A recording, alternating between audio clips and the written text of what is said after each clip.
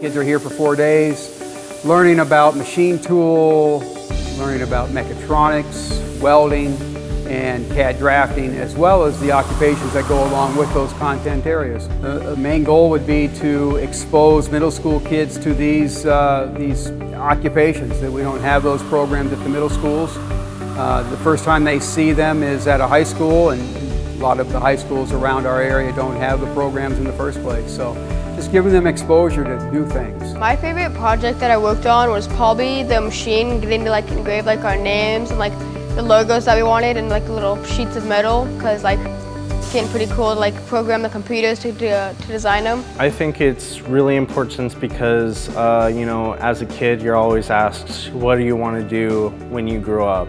People say astronauts, I want to be a scientist, and really it's just an awesome opportunity for them to be able to experience what they can do and really get their hands on things.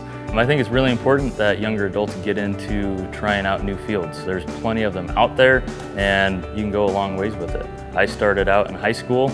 Wish I started in middle school, like how these students are, and they're very fortunate for it. So I just continued on, and now I'm actually teaching them. So there's a world out there, and you can get your hands dirty, make a bunch of money. So. I learned that there's a bunch of weld types. I thought there was just a couple, but there's a lot. And I learned how to program machines and stuff like that, and I learned that there's a lot to 3D printing, and I didn't ever know how to solder at mech, so I learned how to solder too. It was really fun, and I liked it a lot. And there's a lot of really interesting things to learn about manufacturing. We need to give students more opportunity to explore these types of things so that they can make an informed decision as to where they want to go, whether a 2-year, 4-year, or maybe even both. My favorite part of the camp was probably welding, because I got to just put things together. I could see myself being a welder in the future if I worked hard at it.